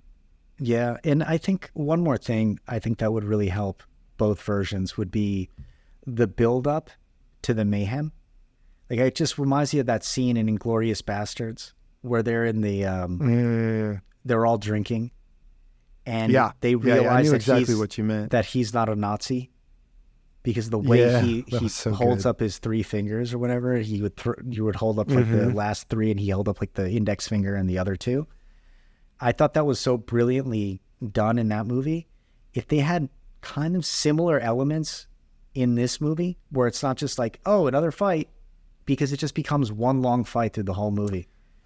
Oh, you want to build tension. You don't want it to just be a fight that is coming and it goes on, but you want to have some tension built between the fighters before they get into it. Is that what you're saying? Yeah. Even if it was just once or twice in the movie, just to set it up that, these fights kind of break out for different reasons, you know what I mean? Because it's kind of fun to see those two characters play off of each other. Like in the 2024 version with Jake Gyllenhaal, and that, I think it's that Broadway actor that you like, the son of the villain guy. I thought that was a pretty decent scene when he like rolls up on Jake Gyllenhaal, who's sitting at the bar having a drink, and they have that conversation. I thought that was one of the best, or maybe the best scene in the movie, where they're just playing off each other. It would have been nice to see that more, because these fights aren't starting for no reason, right? It's just all of a sudden they just start yelling and smashing bottles over each other's head, and that's it. It'd be great to see the lead up. Yeah, that made more sense in the 80s version than the 2024 version. So, but I feel like what you're saying is right, but it's a much better film than they're ever going to make in this series. Right. That kind of writing and tension, and I'm not saying the actors can't do it. I'm just saying like it's just like well above the quality of this kind of thing. And maybe that's a reason not to make any more of them. I don't know, but you're absolutely right. That would dramatically improve things. It would also make it feel like a very different kind of film, I think. And it maybe even would make some of the fight scenes like less interesting, because the tension that you built between the characters it would be a better scene than the subsequent, pushing each other around and swinging pool cues and golf clubs and stuff like that. Can we talk about that scene with the original, the 89 version with the guy in the pool cue when he jumps using the pool cue and does like a backflip onto the stage? Totally normal. That was amazing. So the backstory about that guy would be great too. He's like a gymnast and a kung fu master. Yeah, right. What did you think of that scene, Matt? Prison Olympics team. Like a pole vaulter. And he like wedges it in like underneath the like fat bouncer guy, the like heavy bouncer. That was so funny. And he like flips over. It was so random. But that whole character was random. They did not. So I will say one thing that is definitively better about this second one, the 2024, is that the villains, especially the goons, they did more with. In the original 80s one, they are pretty faceless and interchangeable. And when Swayze rips that guy's throat out, it's sort of like, it may as well have been a wild bear or something like that. Like, for all that you know about this dude, I mean, he gets a couple sentences out about his prison time and his homosexual activities and stuff like that. And I'm like, he's starting to become a person. This guy's got layers. And then he gets his throat ripped out and he gets half dragged across the river. I was like, where's Swayze going with that corpse? You know, the water's going to get deep quick. Anyway, much better in the sequel. Conor McGregor was acting his heart out for sure, man. All right, good. So the 80s one, the 89 version, you guys can disagree. Feel free, but I thought it had some great one-liners in it. It's just classic 80s one-liners, really well written, well delivered. So this is why it's easy. I would imagine, Matt, correct me, but it's easy to deliver dialogue like that poorly. And I think yeah, okay, good. Totally. And I think what makes Swayze such a memorable actor is the way he delivered it. Like, there was a great line. There's so many great lines. And they're not even, like, quotable per se. No. It's just the setup and the delivery is just so spot on. But there's one in particular that reminded me of something. So there's a line, I guess he's being patched up. The doctor's stitching up his wound. And she said, how'd a guy like you end up a bouncer? And he says, just lucky, I guess. And I forgot this, but that is the line I used when I was single. And women would ask me why I'm single. Like, why are you single? Which they would do all the time. Like, why are you single? And I just started saying, just lucky, I guess. You know, you lock eyes, you smile, and then you say, just lucky, I guess. They did not like that answer. Thanks, Roadhouse. But it always got a smile back. Yeah, so thank you, Patrick Swayze. Thank you, Roadhouse. So did you guys like the one-liners, or did you think they were cheesy? I did. It was very classic 80s. There was one I kind of liked, and I can't remember what it was, but when it was towards the end when he drops the bear on the guy, one of the goons. Yeah. Uh-huh. I can't remember what the line said, but I remember that was like the camera shot and his action line. I was like, oh, that's a good one, but I don't remember it, unfortunately. I can't remember any of this dialogue, to be honest with you. Except the one that was like, I have guys like you in prison. That one, that will stick in my head forever. Wow. All right. Well, it just felt like so random out of nowhere. But I felt like that was one that kind of stuck out to me. Sure. Okay. All right. So comparing the two, before we really get into picking which one is the better film, I'm going to ask the most obvious of questions. Dalton versus other Dalton. Which one would win in a fight? Oh, this is like Jason versus Freddy. Mm-hmm. That's right. I think it's two Daltons. I think UFC would win it because he'd be a much better technical. You think he's a better fighter? A better technical fighter, I would say. Yeah. He's a better technical fighter, but Swayze can rip out someone's throat, and I feel like if he got to the right move, he can do it. But he can crush someone's throat. Jake would just be punching him in the head. He can just go rip it out. Oh, yeah. Yep. Yeah. Well, so then if Jake Gyllenhaal crushed Patrick Swayze's throat, Swayze could pull it back out a little bit, right? He's already got the grip for that. Well, they kept on calling Swayze small, which I guess. Oh, that was great. Yeah. That was so funny. I thought that was pretty funny. Thought you'd be bigger. Thought you'd be I bigger. get that a lot. That's a good one. I like that I get one. that a lot. Didn't you say that? Yeah. I hear that a lot. So here's the thing, and this I think is more central to the differences in the films, but I'm going to use it here in our Dalton versus Dalton fight. Swayze's Dalton is more experienced, and his life is not a mess. Right? He's actually like a pretty competent, settled guy. He's very calm. He's centered. He likes who he is. He knows who he is. The only time you see that crack is when his mentor shows up. That's when you start to see the more insecure kind of younger guy come out. But he's very much in control.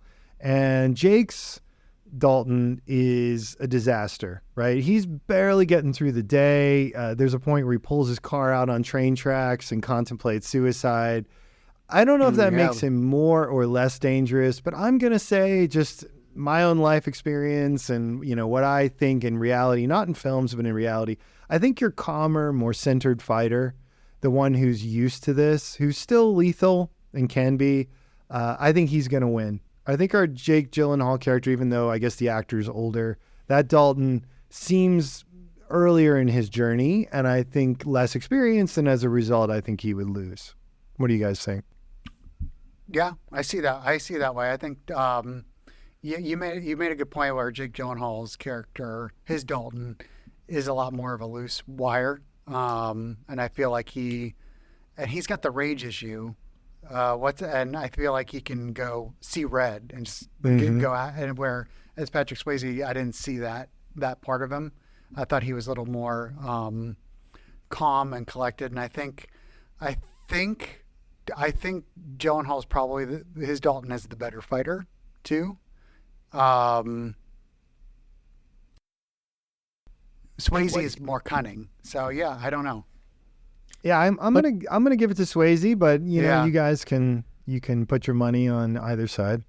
What fighting style would Swayze's Dalton? 80s action hero. 80s, okay. So then he'd definitely win, right? He'd win. That's it. That combination of Tai Chi and just bar fights is just lethal. Yep. And he has that knee kick. That's all. That knee kick is pretty brutal. Oh, yeah. The knee kick combined with the throat pull. Yeah. I mean, okay, I take it back. He'll win. There's no doubt. It's more of a tear. Yeah. He's got the hair, too. Yeah. He's got that. Yeah. I love those love scenes in that movie because they both have the same hair. And I would just kept... Yeah, who has more hairspray? It was like watching two lions. Just like... It's great. Gentle breeze, just making it flow. At one point, the wind comes from behind and it blows out. I don't know if you guys noticed that. He was like running into the house and like blows out his mullet, and it's like out here. Just for a split second. But that's why I have you on the show. A cunning eye. That's why I watch it 10 minutes at a time so I can pick up all the details. Unlike Matt, falling asleep. I fell asleep right after the woman was stripping on the stage, was doing the strip dance on stage, and then I woke up when the farmer got his house blown up. So between that time is that like 45 minutes or so? It was a pretty long. I think it was a long time. Wow. I was like, "Oh, what happened?" But I caught back up. Oh boy. Oh boy. I didn't fall asleep during the 2024 one. I don't know what to do with that. I didn't fall asleep during League of Extraordinary Gentlemen, so there's that. I don't know. Is that a good thing, a bad thing? I don't know. I thought Sam Elliott was great. That guy really... Sam Elliott is just steal any great. Scene. Much better. Yeah. And the mentor-mentee dynamic really worked. So just breaking it down, right, differences. The love story was weak in the 2024 version. That's not necessarily a bad thing. And I don't mean like weak in a bad way. It was just a choice. Yeah. They wrote it way down. That's fine. Okay. The 2024 version, it's structured to me in a weird way where they introduce some main character and supporting characters. And then most of those supporting characters drop out of the film about halfway through, or maybe about 40%. In the second act, they introduce new supporting characters in the form of the love interest, her father, who's the sheriff, and a few other people.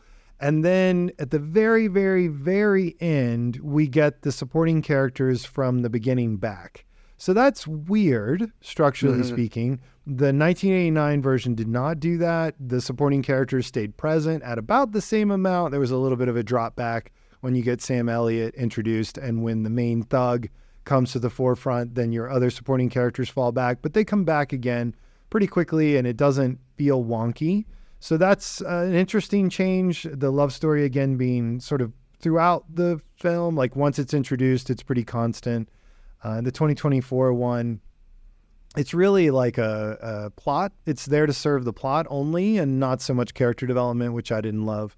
The end of the 1989 one, Dalton has a full arc, which I thought was much better. His problem is he doesn't know really what to do, like when killing is required. He was taught if someone pulls a gun, you got to kill him. There's no other choice. He did that before.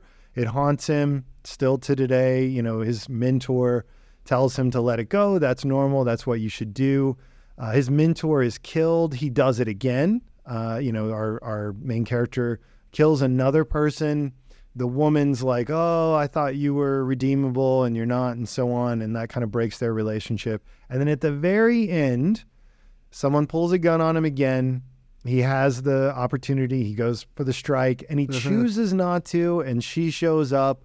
And the last we see of him in the film is it's happily ever after. Like, he's grown beyond his mentor. He's learned who he is as a person, and he can be the philosopher and the lover that he wants to be. Happy ending, right? So the arc in the 1989 for the main character is much, much better. It works great. Jake Gyllenhaal, on the other hand, really doesn't learn anything. He doesn't get the girl. He just gets on a bus. His main issue, as we're told, is his rage, right? As Matt mentioned earlier, he's a rageaholic, so to speak. And at no point is he overcome by rage and then able to center himself and not take action on that. So no growth. So I think the 1989 is better for that. The music in the 2024 was maybe a little bit better, although if you like that kind of jazz blues stuff, or not jazz, that like heavy blues rock, maybe you like the 1989 one better. Big difference for me, the bouncer culture. I thought that was really interesting. Yeah, right? it's like they were like celebrities.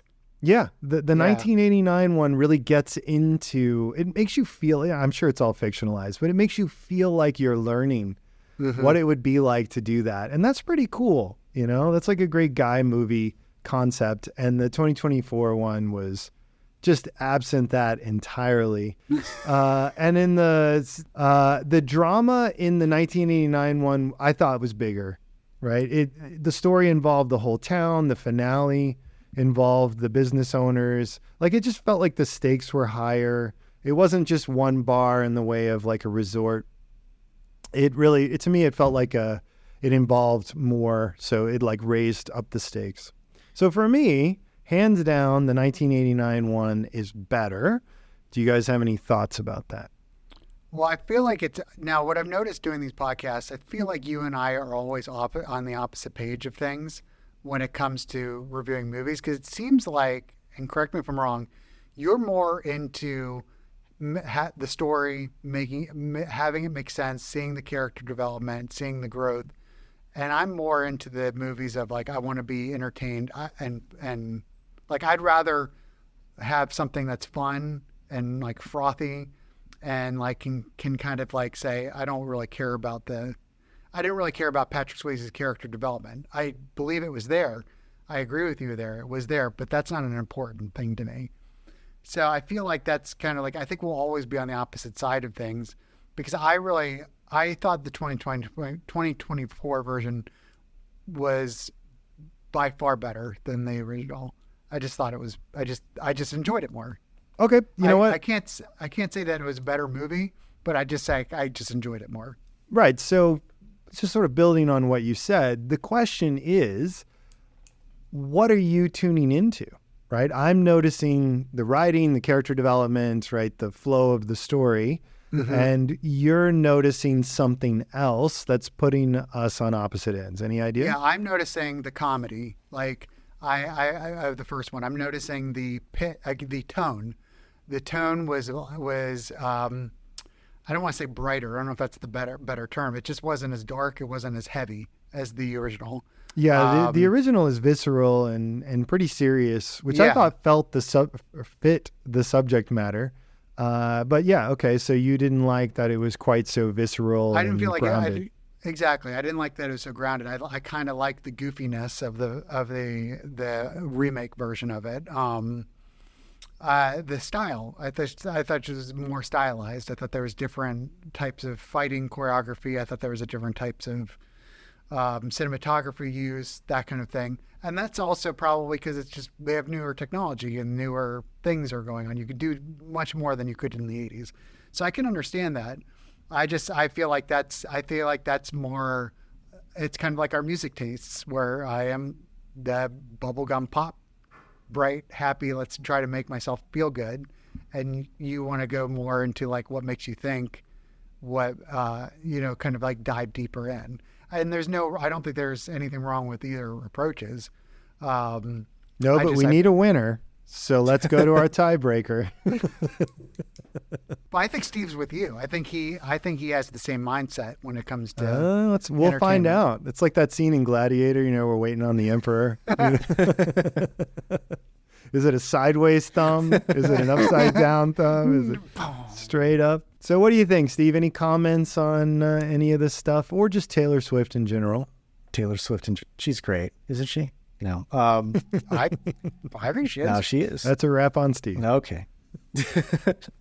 Luckily, I opened this session up, so that isn't a wrap on me.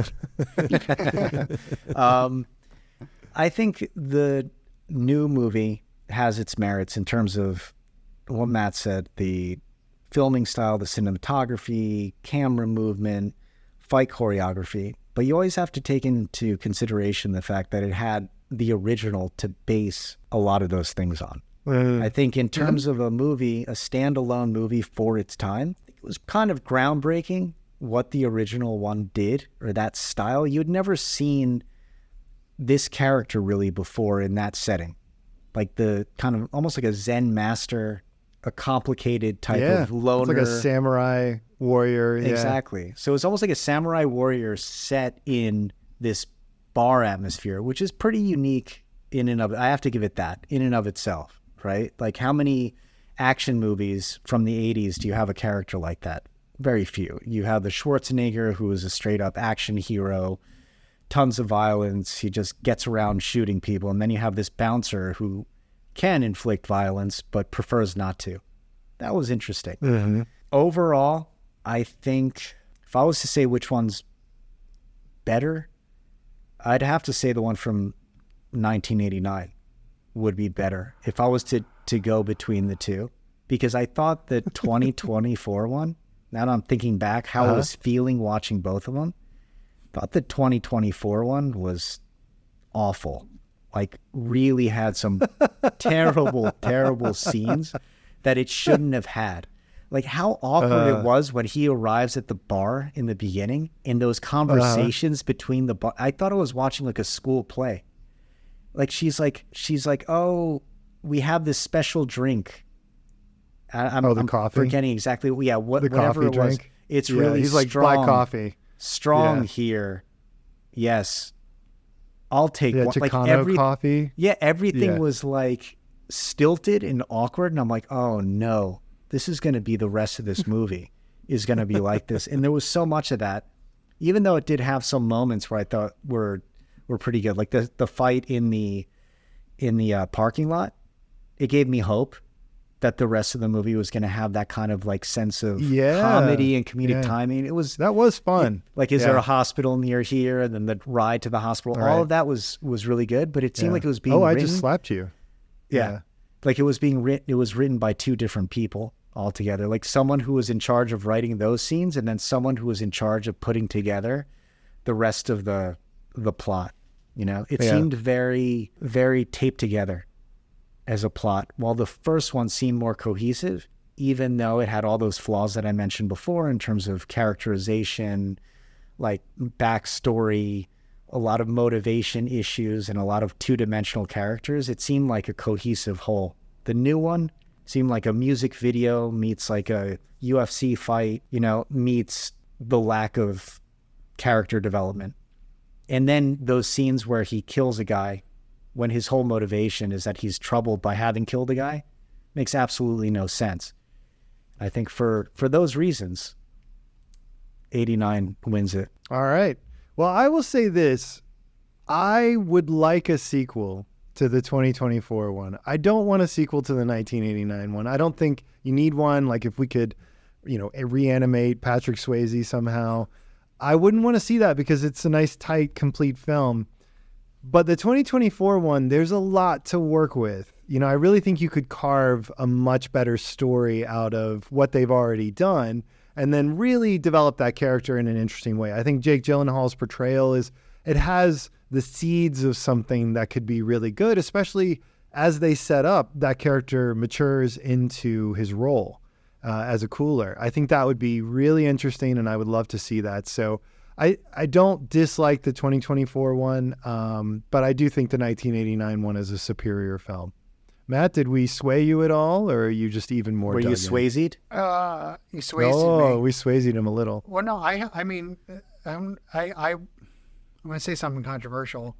I agree with you that I think the original movie is a better movie. Oh, wow. But I enjoyed the 2024 version better. That's fair.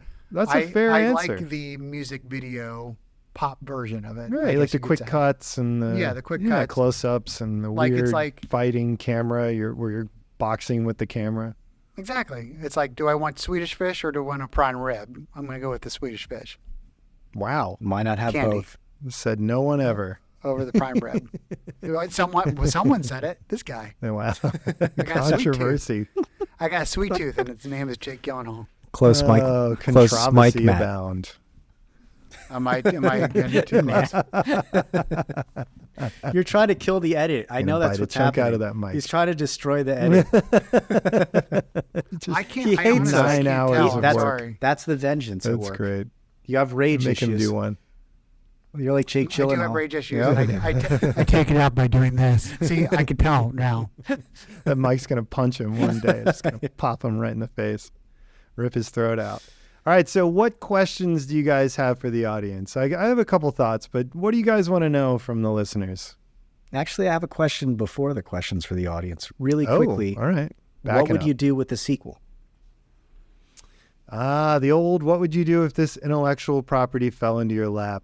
Yeah. So we've pulled together a few pieces. We've talked about developing the villains, developing a relationship between Dalton and someone he's mentoring.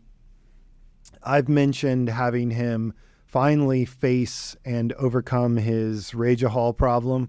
So I think that's important. Maybe a romance that actually gets developed or follows through, but not so much your typical 80s add-on character, or in this case, your 2024 just there to move the plot character where there's not a lot of chemistry or romance, So I would say maybe meeting a woman who helps him develop as a person, someone who challenges him and he kind of has to overcome his rage-a-hall problem and his depression and whatever else is, going on wrapped up in that psyche. He has to overcome that stuff in order to work with her and to do his job, right? To learn how to be nice until it's time to not be nice. So I would love to see all of that jam-packed. I would include the dad of the villain from this one. I would bring back Conor McGregor, even though his contribution was pretty intense. I think they set up enough there that you could do something in a sequel with him. So all those elements together, and honestly, you just got to write a little bit of dialogue and we're done. I don't know if this would change the movie too much, but I wouldn't mind seeing him try to make a comeback to the UFC. Oh, wow, cool. He tries to make a comeback, and then his comeback is kind of thwarted by the release of the guy from prison and Conor McGregor. Maybe Conor McGregor and Dalton have a big fight in the UFC ring, and whoever wins gets the roadhouse, something like that, maybe. Yeah. That kind of. I think that might turn it more into a sports movie, but I think that would be kind of interesting. Cool. Try to tie the roadhouse back in. I like that. Fearless, what about you? I think it would take elements of both of your ideas and kind of mesh them together. Like, I love this, that movie, The Equalizer? Yeah. Oh, yeah. I love those movies, or Taken, where the character is like a really lethal character who's like semi-retired, but who gets drawn back into the action. I like this idea of like having a fight over the roadhouse, but let's say he ends up winning the roadhouse, Jake Gyllenhaal character, and he's all settled and he has his wife and everything. And then these characters from the past pop up to like destroy his life. I think it's it's a tried and true formula that I would love to see in that world of these villains in this town. I think that could work really well.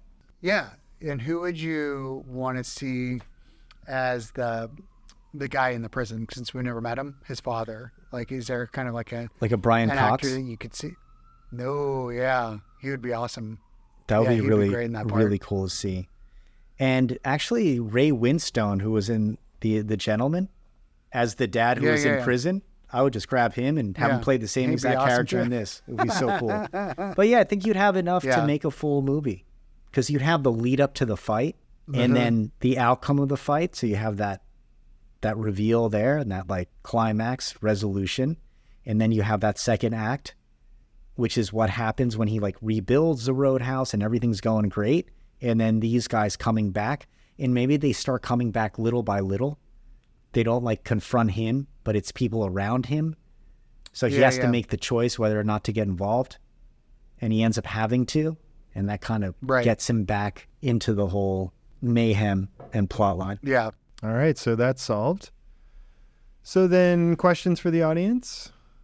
Any thoughts about what you want to hear from our loyal listeners? What would you do with some of these like side characters in terms of the movie?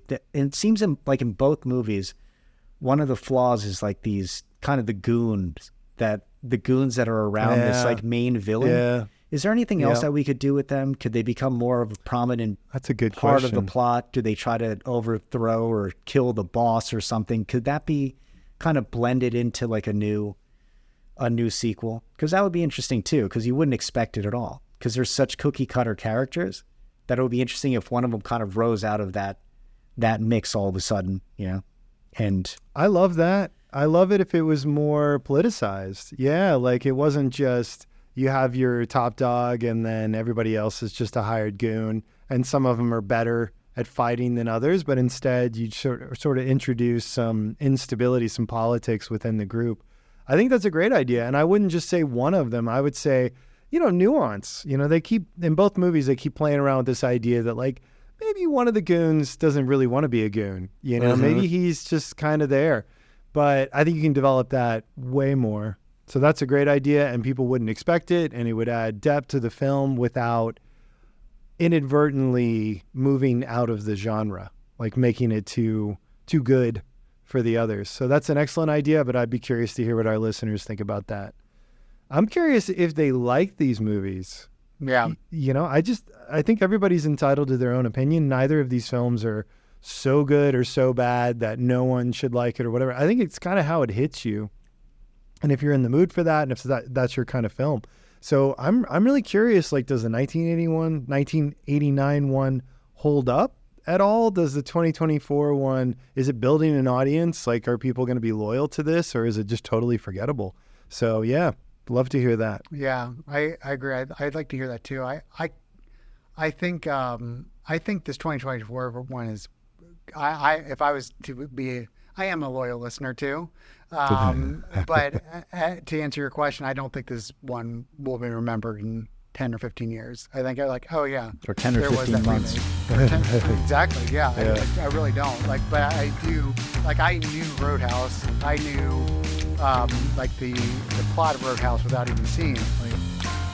From watching Family Guy and things like that. They have all these callbacks and things Roadhouse. like that. To Roadhouse. I think it is a classic for a reason, totally. Even though I didn't really enjoy it, but I bet you if I saw this when I was 15 or 16, I probably would have really liked it, Yeah. I think if someone watched The Goonies for the first time right now, they probably wouldn't like it. I love that movie. But they would probably point out a ton of flaws. They might have fallen asleep through it. I don't know. But I would be but that's, in my mind, that's still one of my favorite movies. All right. Very good. Well, as always, thank you to the people who made the projects that we reviewed. We'd have nothing without them. Thank you to the listeners if you've made it this far. Stay away from those like and subscribe buttons. If you want to, you can reach the show at donencourage@gmail.com or via social media. I think we're on everything, pretty much everything. We're not on Parler, right? So we set up a Parler account. I don't know. There's another presidential election coming, so maybe Parler will heat up. Check out the show notes for some great tunes and links and stuff about Matt's performances. Next week, should we do Red Dawn versus Red Dawn? I think it's time. Let's do it. It's coming. It's either that or Dead Heat. All right. Thank you, everybody.